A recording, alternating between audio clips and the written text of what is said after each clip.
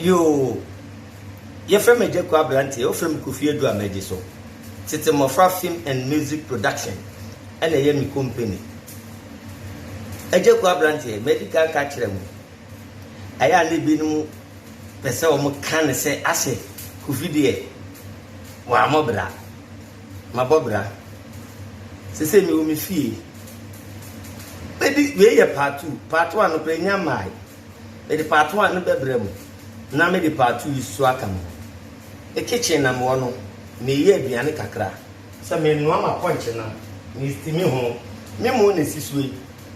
na equipment a me de be no so ohun ti na pai no ni ade a che niema bebre wo ha nkosua me kombifu no ni ade nyina wa a che se me ba be misti papa bi na kakra me da sori a mashasi ate a wo mu na matima ade mashasi a che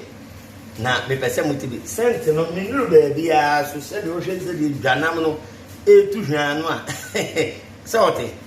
monte se dwanam no etu fa sa de mo hene buru ye TikTok for mo ni hene mo sense niema se de Kennedy Japan kan was mon smell sika me de me se mon smell janam yo agron kwa iguso mi nie me dokon ni me chese me sichire ene mi nsuo ene mi ni doni ade so e wa ha kakra be de kire mo mi wie ni masa brand na askinki na me de egu fridge ni e mo me ho a na me ye no to abaako me bot na mabonsu me bot na mabonsu pintin bia da me nka ka obi me nkodan obi me fa me san ko hyabo obi ase na kina bedan na asem kakra menya ana me no na me bibi me kitchen na mo no yegu so na sa ba mo nje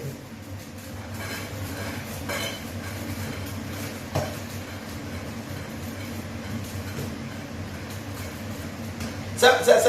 mo shasa dia ponche no me numua e tira say ya ponche we mama ni o nya kasan na me fa afom na mko ma yanka besi ho aye ton dwanam no amia na me bowura ho o se me bo akobisa na me se muntwa bi ma me pede redie ne wo ho no e se ododo mu a otime de temo ntre be nan